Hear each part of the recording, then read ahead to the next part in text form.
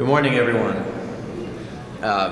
Before we start, for the speakers and everyone, I've been told by Linda Vale in the past that that you can speak without masks, but we'd ask everyone to wear masks otherwise, as masks are required in City Hall. Thank you all for coming today. It's a little more packed than I thought, but that's a good thing. I'm appreciative of our community for all showing up. We are all standing here today united by one terrible problem: gun violence in our community. And we have many people here who are going to get up and say a few words and speak about things that are going on and the efforts that we are taking in our community to reverse this terrible trend. We know that Lansing needs to be united on this. We all have a part to play in ensuring that we combat the problem here, just as being done throughout the country. I welcome many of our speakers and even folks who aren't speaking who are here to show support. We have leaders, we have governmental leaders from Lansing. I saw in the back Councilwoman Patricia Spitzley, Councilman Brandon Betts, Councilman-elect Jeffrey Brown. Thank you all for being here. We have regional leaders from Lansing Township, Supervisor TRAE, who will speak. We have our state representative, Sarah Anthony. We have our sheriff. We've got many representatives of our clergy here. We've got our Lansing School District Superintendent. We are all here to show that we have to come together and join forces and find solutions to this terrible problem. I'm a mayor, but I'm also a father of a 17-year-old and a 15-year-old, and it's heartbreaking to me every time I hear that another young life is lost in our city due to gun violence. Every time I have to talk to the parent or the grandparent or the family member to offer our condolences and to assure them that our police are going to do everything in their power to bring justice to their family. We've done a lot of work on this over the last few months for the long term. We have established a gun violence task force, which has greatly expanded to include a lot of different voices. We've allocated dollars towards groups that are doing things with our youth as alternatives to violence.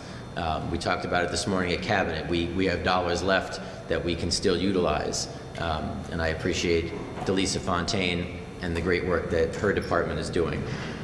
We've issued these dollars, and again, we'll talk about many of much of the work that's being done to expand how we're helping our youth. We have our recreation programs, and our parks programs are available. Our community centers are open. We're doing a lot of work. We're working with our school district, and I'm excited to have the superintendent here to speak to that. We know the county is moving on the Advanced Peace Initiative, and I appreciate that for the county, so we look forward to that starting. But we know that process is going to take some time. It's going to take at least several months to a year to start seeing the benefits. And in the short term, as we see violence, we know that there are several reasons for this nationally. We know that people are angry. We know there is a pandemic. We know we are seeing frustration. All of these things are leading to increased violence. But to me, the most concerning piece of this is the availability of guns, especially illegal guns. We know that there have been something like 4 times as many guns purchased over the pandemic as there were before, and we know that there are illegal guns everywhere, and it's out of control. There are too many illegal guns in the hands of those who are looking for trouble or looking for retaliation. Law enforcement is crucial in this effort, and we're going to hear again from our law enforcement that are here, and they're taking every action that they can to prevent crime and to get justice for the victims. Again, they will talk about that. When we hear that law enforcement is stepping back from helping, nothing can be further from the truth. And I'm going to invite our police chief and the sheriff to speak about that.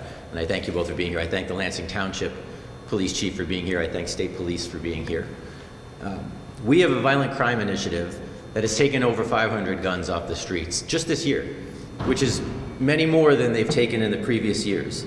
We have detectives who are working incredibly hard every day to solve each crime and to push for information from those that they can get it from in order to get the evidence to bring charges against those that would perpetrate these crimes.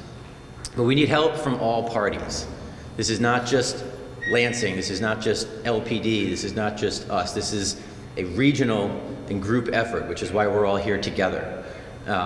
Citizens, we need the help from the citizens. When they see a crime, they have to report it. When they have a Ring device or a camera, please sign up for the Security Camera Registry and Mapping, or SCRAM system. We can't have a police officer at every house, at every corner, but we can have these devices that are there providing information to help bring justice when someone does something illegal. We look to our prosecutor and our judges to work with us to ensure that those who are caught with guns are facing the consequences that we need, to make sure that they understand that there are consequences for their actions. So I'm excited that both the prosecutor, I believe, has someone here, and that the judges are involved in the conversation. We know that there are options. You know, we know that there is tethering, and that there are bonds and other things that can be done to make sure that when someone gets caught with a gun, that there are appropriate consequences. We know that the prosecutor has provided information to our schools about school shootings, which is now front and center in everyone's mind after Oxford. And again, the superintendent will be able to address that. We know the state legislature, and I appreciate Representative Sarah Anthony being here. We know that they're looking at red flag laws, which I know she has been a champion of. That needs to happen. You know, somebody who has a red flag, someone who has a mental health condition, someone who has a history, we need to make sure that these dangerous guns are not falling into the wrong hands. So I appreciate that the legislature is willing to do that, and I hope that they will seriously consider those measures and many others. We're working very closely with the National Gun Safety Consortium. Lansing was one of the first members, where we're trying to create a market where guns have biometrics. Can you imagine when you talk about illegal and lost guns, they fall into the wrong hands and the criminal can't use them because of their fingerprints? That would be transformational. But it's still some time away to create that market. I'm proud that Lansing is part of that. We're putting our money where our mouth is, but we're still some time away. And finally, we need to do more to keep people accountable if they lose their gun or if their gun is stolen. You know, people have the constitutional right to carry a gun. Michigan is a shall-issue state. But if somebody loses their gun, or if that gun is stolen, our police need to know it. We need to know it because that gun is going to end up in the hands of somebody who would do harm. So I'm going to be asking City Council early next year to pass an ordinance requiring that somebody who loses or has a gun stolen must provide that information to our police department. I think it's important for us to have that information and to know that what's the responsibility of a gun becoming illegal and being used. So I'm going to send that to council early next year. I haven't talked to council members about that, but we will. We'll have that conversation with the public. I really do appreciate all the folks here today, so I'm going to stop there and make sure that our folks here have a chance to discuss many things going on. We hear so much out there, and the perceptions don't always match the reality. So I want to have our folks come up regionally and discuss what's going on. So I'm going to ask Police Chief Ellery Sosby, the Lansing Police Department, to come forward and say a few words. And then I'm just going to throw the order out here. Representative Sarah Anthony to say a few words. Sheriff Scott Wrigglesworth, Superintendent Ben Scholdener, Supervisor DeAndre Hayes. We have Pastor Damon Milton from the Voice of Power Deliverance Ministry and the Greater Lansing Clergy Forum. So if folks can come up, say a few words, and then I'll close it out and we can take questions from the media. Thank you. Good morning, everybody. Thank you for coming. This is reassuring that we have this turnout here, and it shows that we actually care about the problem at hand and we're willing to take steps to address it. The real point of this is for the community to know that Mayor Shore and I want to assure the community that we are dedicated to bringing peace to the streets of Lansing. The Lansing Police Department and other jurisdictions all over the country have seen unprecedented violence over the past few years. Nationally, homicide rates are up drastically, and that includes Lansing. There are many reasons for the national crime trend, but today I'd like to focus on possible solutions. Too many lives have been affected and lost already. Events that have taken place over the past few years have gotten us to this point. Now is not a time to be lenient on crime. I have a lot of decision makers and stakeholders here with us today that you will see and hear from. They're all concerned that if it's not addressed, the trend will trend poorly and will not be helpful. Law enforcement, politicians, faith leadership, school administrators, media. Today I'm asking for agendas to be set aside for the sake of this community, this county, and this state. Lansing doesn't have a violence problem, it has a gun problem. I want to be very clear about that. Gun violence is our top priority. Law enforcement needs your help combating the various areas that contribute to the problem, those being juvenile accountability, acknowledging that juveniles now resort to guns to resolve conflict. Guns are too easy to get. We have seized in the Lansing Police Department 575 guns this year alone. That's just in the city of Lansing. 2019, we seized 254. 2020, 382. 2021, we're at 575. You can see the trend. That's over 1,200 seized weapons, illegal weapons, in 3 years. Parents and guardians must take an active role in ensuring our youth do not have access to firearms. An active role means preventing firearms to get into the hands of our youth. Firearm owners must respect their responsibility to safely secure their firearms so that nobody else gets them if they're not in their possession. Our community must understand, to reverse the current violent trends, we need to have a functional justice system. Our system requires participation from the community or it does not work. It's designed to be cooperative, an effort with investment from all sides, including ours. The police nor the prosecutor can bring justice to victims by themselves. Police involved must care, and we must do our part to build that trust needed for them to participate. We are working, believe me, we are. We have the resources dedicated. We put in the hours, but we cannot do it alone.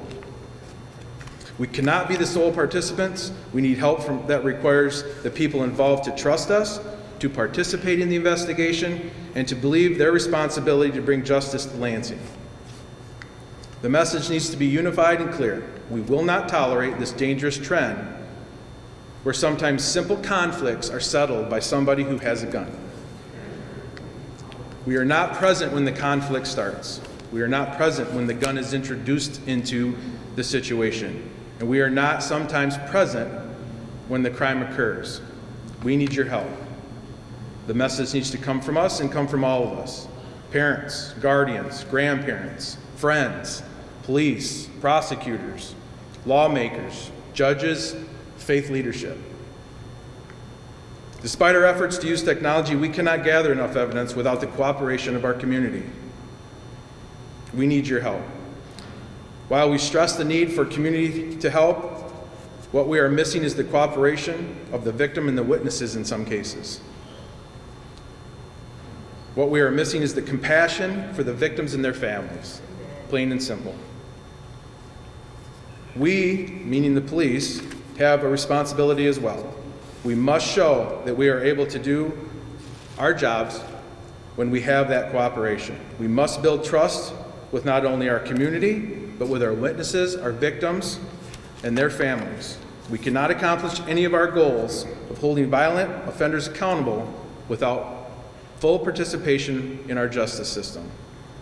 Our officers, our troopers, and our deputies are doing their job, and they're doing it well, considering everything that law enforcement has had to deal with in the last few years.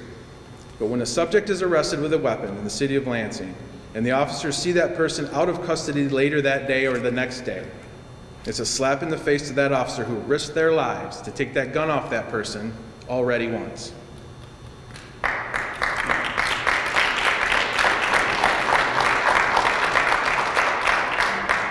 Our officers are continuously met with resistance and arrogance on contacts. When subjects who are arrested or caught with a gun say to the officers, "No problem, I'll be out in 10 minutes and I'll get another gun," and that's a reality. Our officers face this on a daily, every day. They face that every day, and believe me, it happens. We talk about accountability in our world. When I say law enforcement, we need to hold the police accountable. That's a very common theme, and I believe that. I believe that. We do. The term accountability cannot start and end with the police department, though. We need to arrest. The prosecutors need to charge. The judges and magistrates need to remand, set significant bonds, or a bond that at least attempts to ensure compliance when that person is out of jail and back into the community. The Lansing Police Department works tirelessly on every case we get. We are a prideful group, law enforcement in general. To imply that we do not do our very best on every case is ridiculous and insulting to the men and women who wear a uniform.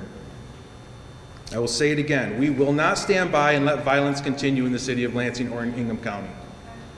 For those of you who choose to violence, the Lansing Police Department will continue to do our job and bring you to justice. To the victims' families, we will not stop fighting for you until we bring you closure. We will continue to share our message with the community such as we're doing today.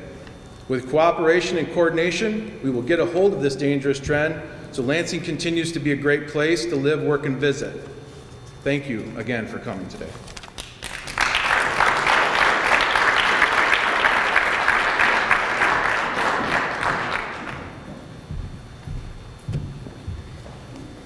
Good morning.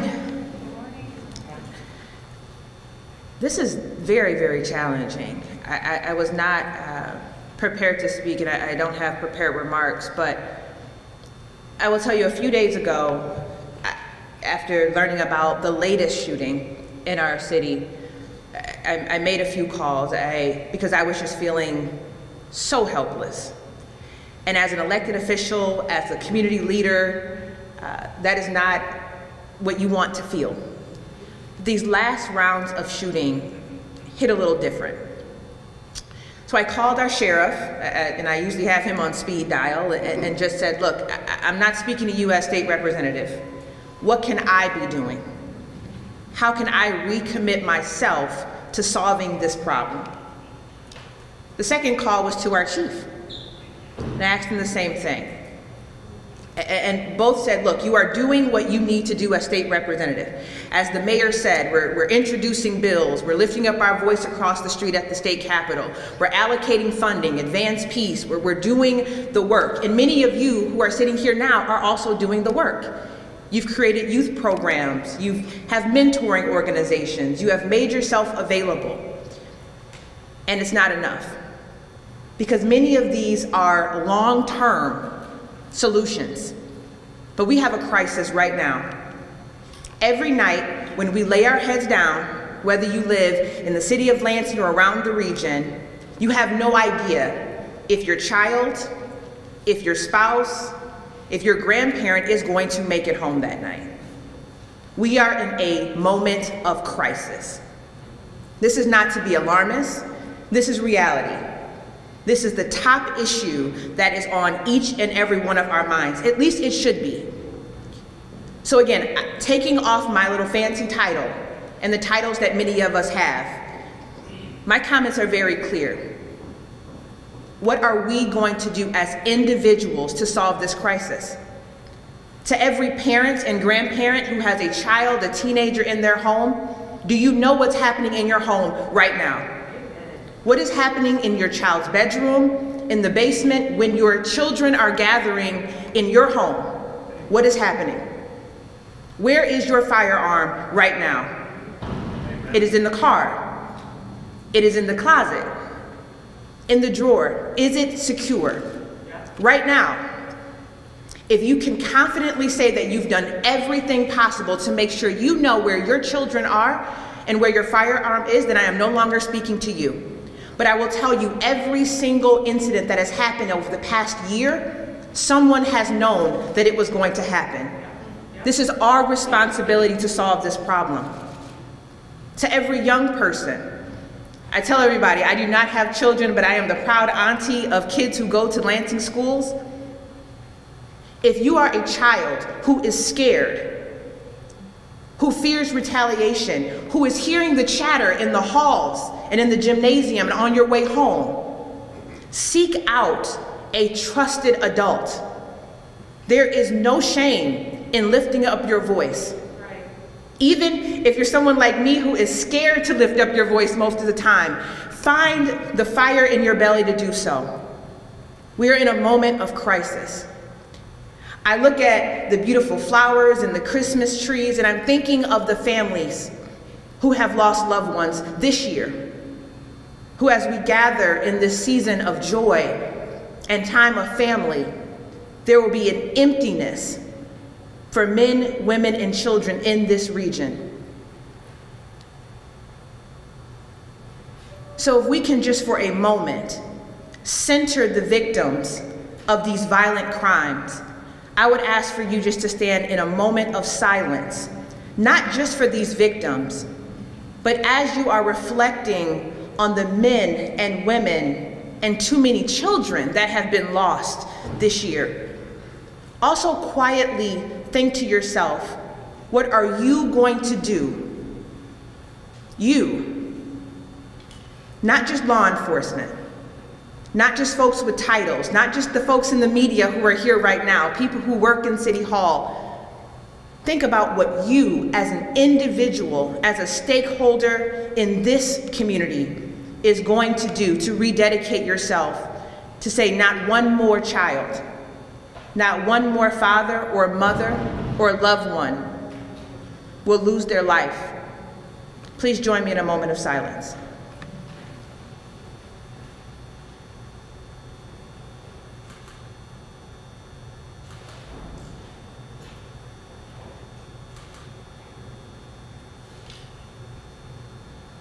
Thank you.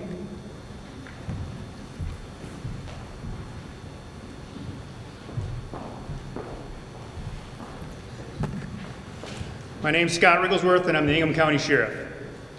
Sadly, much of our violence we see going on across the country and right here in Ingham County was predictable, and predictable is preventable. The brazen crime and violence we're seeing in our community and across the nation has a direct correlation to what's happening in the criminal justice system.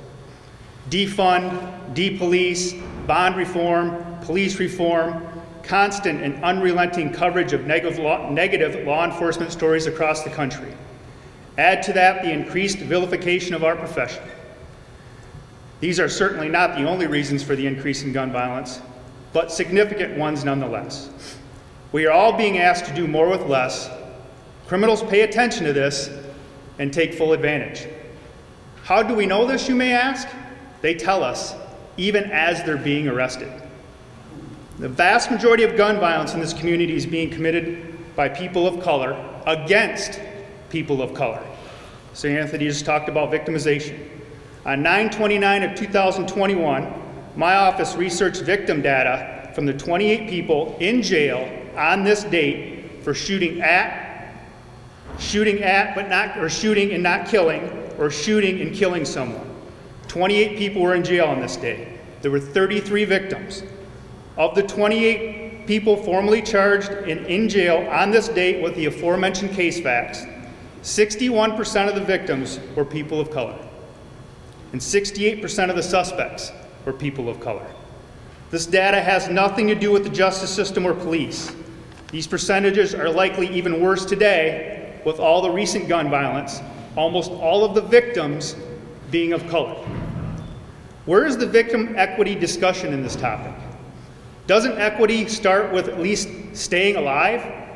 Or at the very least living the rest of your life without being riddled with bullet holes? Sometimes charged gun crime suspect today gets released and is gun crime victim tomorrow. Recently we've had a 12-year-old and an infant caught up in this gun violence. Now we recognize and appreciate disparities and encourage academia, public health, lawmakers, economists, and others to study and recommend ways to break up or disrupt these root causes. These are long-term fixes that won't happen overnight. But until then, we are law enforcement. We enforce laws. In the last couple weeks, I've been briefed on some of the most heroic collaborative, mind-blowing investigation connections, and flat-out beyond dangerous arrests by local law enforcement that I've heard in my 28 years of doing this. Harrowing tales of bravery, teamwork, and great resolve under enormous pressure. We are good at what we do. We do so morally, ethically, and legally bound. Lawmakers, attorneys, and judges make sure of this. Matter of fact, from my perspective, we have never policed our community better. From when I started in 1994 to how we do it now, it's not even close. There's too much illness, death, and dying in our community as it is. Why in the world do some people continue to intentionally add to the misery? Our cops see these physical and emotional casualties, and sometimes we become them. We figuratively and even literally pick up the pieces of people's lives all too often. Nobody else in the criminal justice system is tasked with this. We are. This is the very reason we remain so passionate about efforts to water down our ability to hold the wayward and those that are evil accountable. Now, if everyone does their part, we in law enforcement will be involved less and less in people's lives. No matter where you come from or your view on law enforcement, the less you have cops in your life, the better. We know it, and we embrace it. We will, however, be there when you need us. We have to make the rest of 2021 and all of 2022 a much safer year. Thank you.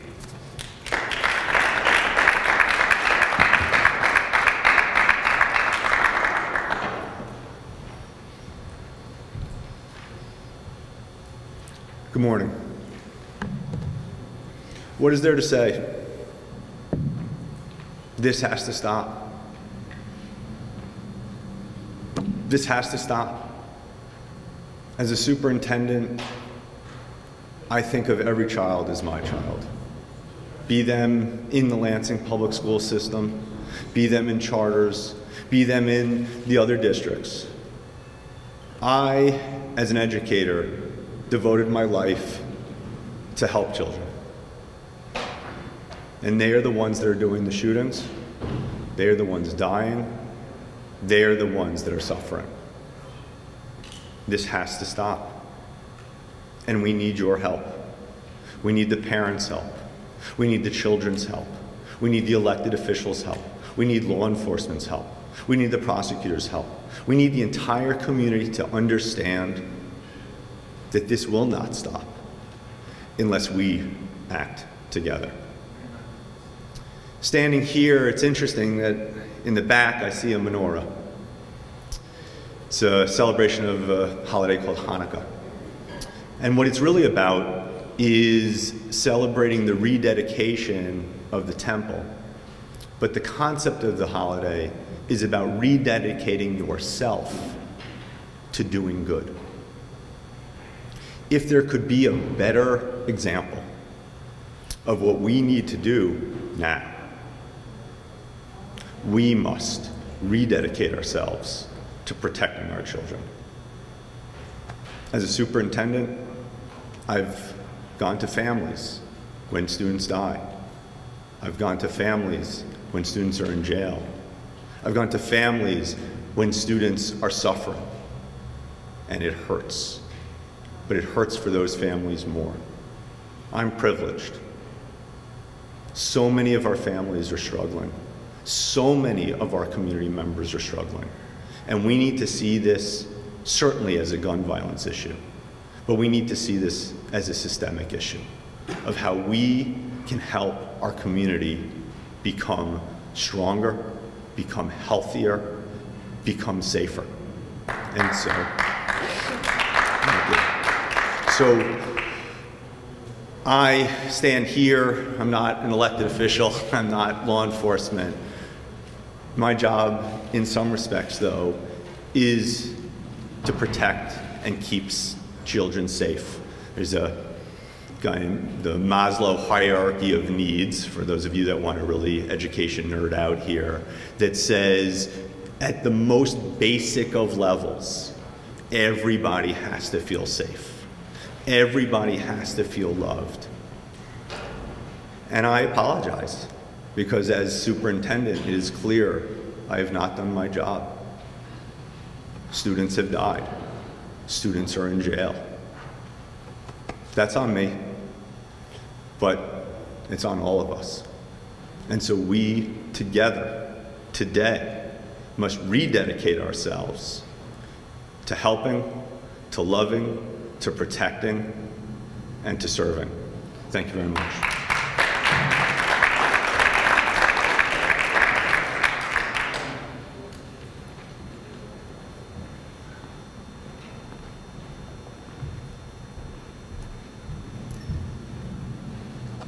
Good morning.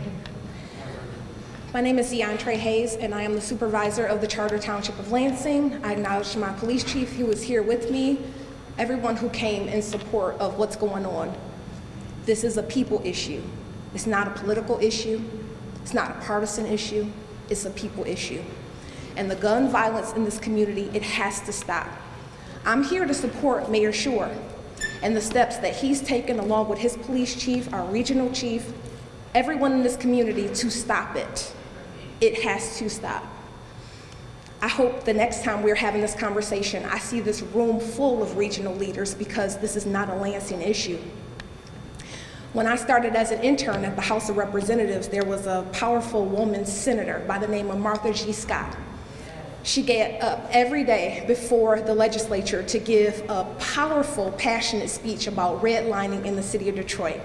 And she would end it by saying, it may be our issue today, but it'll be yours tomorrow. And that's how I feel about the gun violence in this community. I seen it in the city of Detroit firsthand, because that's where I'm from, and that's where I was born and raised. Where people in the suburbs will say, sad, but that's a Detroit issue. In Flint Township, I have friends who say, oh, it's not as bad here. When you hear the violence, that's in the city of Flint. And now we see it here in Lansing. And I challenge those regional leaders, those regional community leaders, do not say it is a Lansing issue, because it is all of our issue. And it's going to take all of us working together to combat this. I send my heartfelt condolences to the victims, to their families, to the survivors of gun violence. And I'm here to let you all know, as a person, beyond a title, I'm here to do whatever I can to do my part, because it's going to take all of us working together to do our part. It is a cultural issue, it is a systemic issue, it is a conflict issue, and it's just us not learning how to live peacefully amongst ourselves issue. And it's gonna take a lot of brains to work together to unravel this. But I am up to it, and I know you all are too. And I want to address this idea of the snitch culture. We gotta get beyond that. If you see something, you say something. If you don't know if it's significant, don't worry about it. We got people, detectives, who answer the phone calls. They will decide what is pertinent and what's not. Say something. Thank you.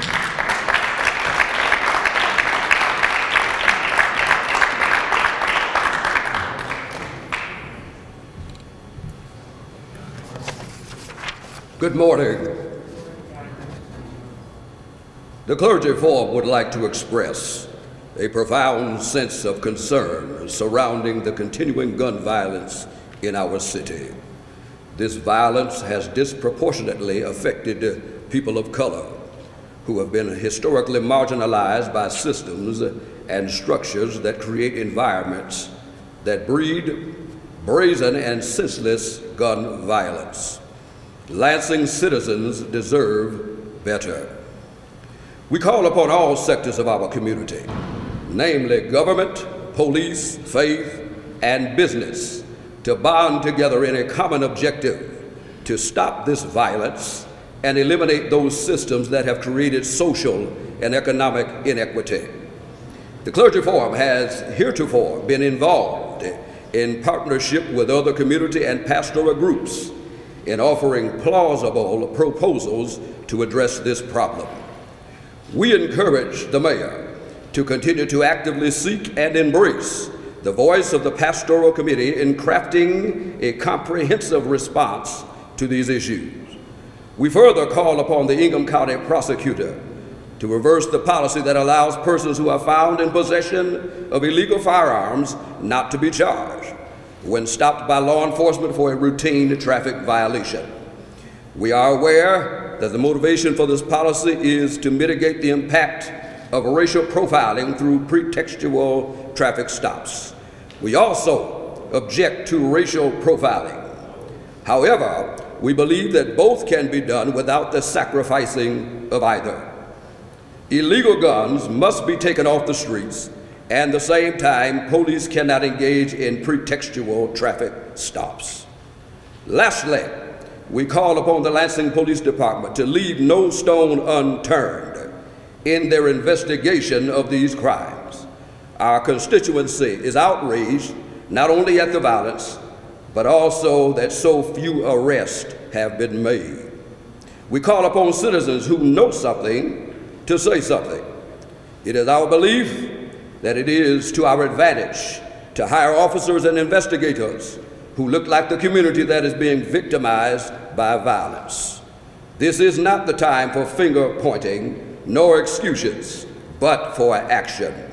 The Clergy Forum stands at the ready to continue its engagement to find solutions to the gun violence in our city. Respectfully submitted, Pastor Damon Milton, President, the Reverend Dr. Melvin T. Jones, President Emeritus, and the Greater Lansing Clergy Forum, as well as concerned clergy and faith leaders throughout this city. Thank you.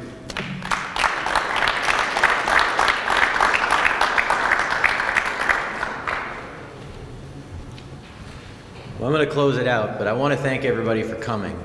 I think what we heard today was our community coming together to say enough. Enough. I can't say what DeAndre said any better than how she said it, but enough. We're going to first let me finish it up. So I want to thank everybody for your passion. I want to thank everybody for being, I think, brutally honest and talking about the problems and our solutions. And we're going to continue to have this dialogue. This isn't a one-day press conference. I was talking to Councilwoman Spitzley. He said there are so many more things to say and so many more people who want to say it. So we're going to continue this. But I want to remind everybody standing here, this is our community. This is Lansing. We're going to beat this. So I want to thank you all. I know there were a lot of people who spoke, so I think we can either do some questions to some of the folks or we can do one-on-ones. We can do probably maybe 2 or 3 questions, and then maybe easier to do one-on-ones because a lot of people had a lot of different things to say. Malik, did you have a question? I was just thankful that I was here to rearrange my schedule so I can hear people blaming the oppressed for being oppressed. And I'm very thankful that I was able to record Sherrif's report talking about statistics as if it's a problem for black people to have problems in this country and in the city, and then not knowing how to deal with these problems, and then saying they're just enforcing the law. Because in the 1400s, they were just enforcing the law too. If the runaway slave went away, you were just enforcing the law. So it's very disheartening to hear police officers that are supposed to protect people to talk about statistics in a time where our city is hurting and our children are crying and they're lying dead in the street, and I don't know if I should send my kids to school or not. So I'm very thankful that I can hear it with my own ears and record it so I'm not mistaken when I talk about it in the future. I'm glad to hear them talking about things, but to blame the oppressed for being oppressed, it's disgusting. Okay, let's, ma'am, did you have a question? Yeah, my name is Marie from Channel 6 News. We're talking about a lot of reaching out to the community and asking them for help. But let's be realistic. The problem is people do not trust. So I guess how are you guys trying to establish that trust between officers, legislators, and everybody else within the community? I invite anybody to come up and answer that. I mean, I think being here and having this conversation is a significant step. It's a significant step to say, here are the numbers of guns that were taken up the street, here are the, how we're working with our children, here are our regional partners who are all coming together. We didn't even talk about community policing and the outreach that our police are doing within our community to continue to build trust. I think there are a lot of different pieces to that. Again, showing that the legislature is not sitting down on the job, showing that the city is not sitting down on the job, that we are taking every step we can and turning every rock to make sure that we're getting justice for people. That builds trust. But again, we didn't even talk about our every few weeks we have community events in the neighborhoods, and the police are doing community policing, and so there's significant measures to build trust. and that is part of the bigger policing that we do through community policing here in Lansing. But you know, all of this is the conversation that leads to building trust. Did anybody else want to? Supervisor Hayes, please.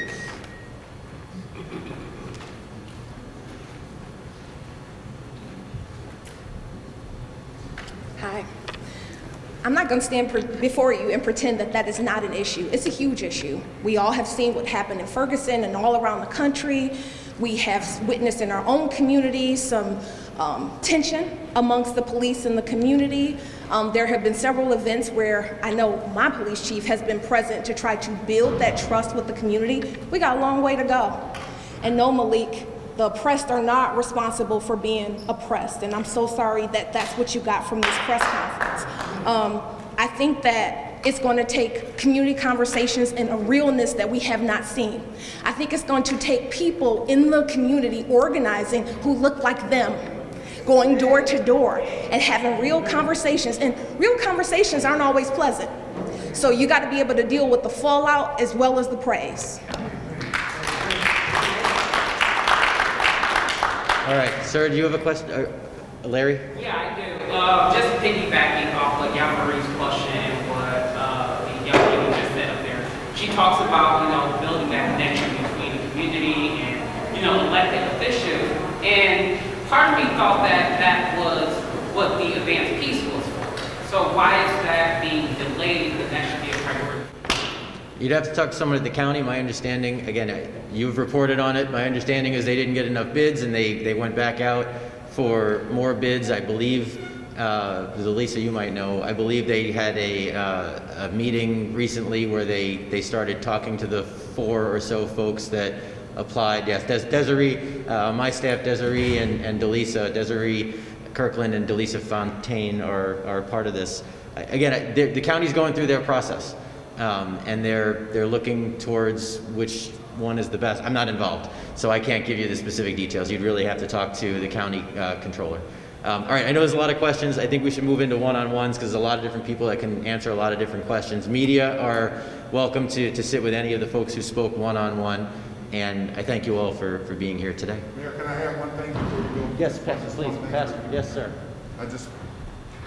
I just want to share, I'm hearing a lot about accountability, which is true in every area. By sharing those stats, I'm not offended. I'm not offended. The numbers are real. There are a lot of types of violence, but a lot of what we're talking about is black on black violence and what's happening. And we talk about asking for help from the community. We have to have a system where people can be safe. No one wants to get involved and tell anything because they're not safe. So if we have a way that they can get information and be protected, we'll see a turnover and a change in it. Accountability is not just on law enforcement. I think they do the best that they can do, but they can only enforce laws that are strong enough that a prosecutor can fix. So we have to have laws changed on how you get guns, on what happens when you have a gun. Not only with the gun, but with bullets. Ammunition. A gun can't do anything without a bullet. We need to change our thinking on access to this. Yes, they can get guns on the streets. I know it's disheartening to arrest somebody and have them tell you I'll be out in 10 minutes and they're out in 10 minutes with another gun. And what does that do for the morale?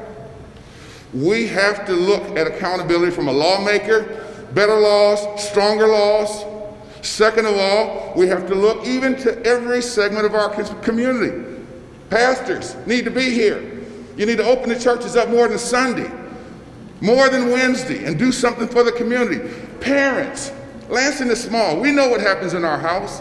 Some of these kids are playing with guns and going into homes, playing with PlayStations, and we know what's going on.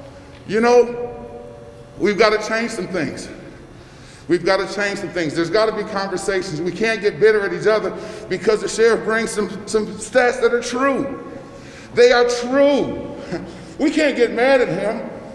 The problem is when we have these conversations on stop the violence, we need to have some action and get up and go. What are we going to do when we leave this meeting to stop it? What are we going to do to make sure that a law can be passed where somebody can get these guns off the streets? It's not about white or black to me, because if you are breaking the law, you lost some of your rights. If you're breaking the law and making people unsafe, you've lost some of your rights. We have to support the system. We have to support law enforcement. We have to support, and I know it's broke, but we can't fix it arguing, throwing rocks from across the street. We got to come together and find these problems. But if guns are so easy to get, if you get caught with a gun, you take them off the street. Bullets, we don't think about that. Access to ammunition. How about the places that hold guns, that somebody can go in the back door and steal dozens and dozens of automatic weapons to make it harder for all of us? There's a responsibility. We have a right to bear arms, but there's a huge responsibility that must go along with it. I'm going to say this and let it go, but I've buried too many kids under the age of 23 in the last 3 years. I've looked in the eyes of too many parents, telling them to have hope and to be strong, over and over again. Some parents have lost multiple family members. And Lansing's small. On the street, you know, you hear. But we got to have laws that are effective. We've got to have prosecutors that are, and then we got to protect witnesses. If people want to give information to keep their community safe, you can't make them the victim. You can't blow them up and put them on the news and say so-and-so said this and expect their family to be safe. If we're going to do this, we're going to have to make some changes in our law and how we do it. Lansing needs to set the stage for the whole state and the whole country, because this problem is in every community that I travel to, and I travel to several a week. They have the same problem. And we're all going around asking for help. Say something. Well, they're not. You say something. Right. You know, what do we want to say? Protection. Protection for people that are going to do it, or else they won't get involved. This gun violence, yeah, we say it's got to end, but it ain't got to end until we do something about it, until we come together as a community and voice our opinion and say what we're against. That means churches coming together, community groups coming together. Forget about the name of it and get an umbrella and get under it and work together to change this. Thank you, Mayor. All right, thank you, everybody. Thank you for being here, media. The folks are all available for one-on-ones. Thank you, everybody.